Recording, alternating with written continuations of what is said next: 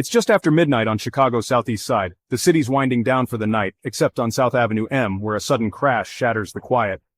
When police arrive, they find a silver SUV overturned, crushed against a row of parked cars. At first glance, it looks like a terrible accident, but this is no ordinary crash.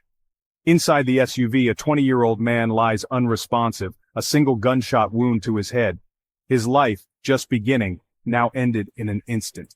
He's rushed to the University of Chicago Medical Center, but there's nothing doctors can do. He's pronounced dead, a name added to Chicago's ever-growing list of victims of gun violence. But he wasn't alone. A young woman, also just 20, is wounded, shot in the leg. Somehow, despite the chaos, she climbs out of the wreckage, limps to a nearby house, and calls for help. She's taken to the hospital and thankfully survives.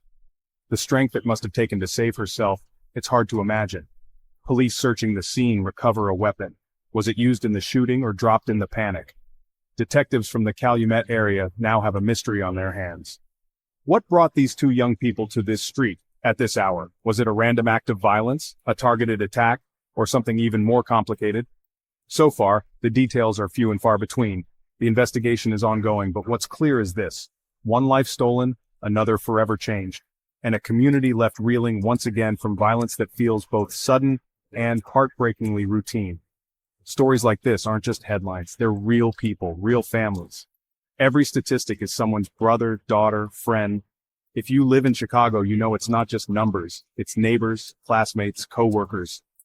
I can't help but think about the moments before this tragedy. What was said in that car, what fears, what hopes, what plans for tomorrow, and how quickly everything can change. As detectives work to piece together what really happened, let's not forget the faces behind the story. Let's hope for answers and justice, not just for those involved, but for all the lives touched by this night of tragedy in Chicago. Thanks for watching. If you want to follow this case or see more true crime stories like this, hit subscribe and stay tuned. Take care of each other out there.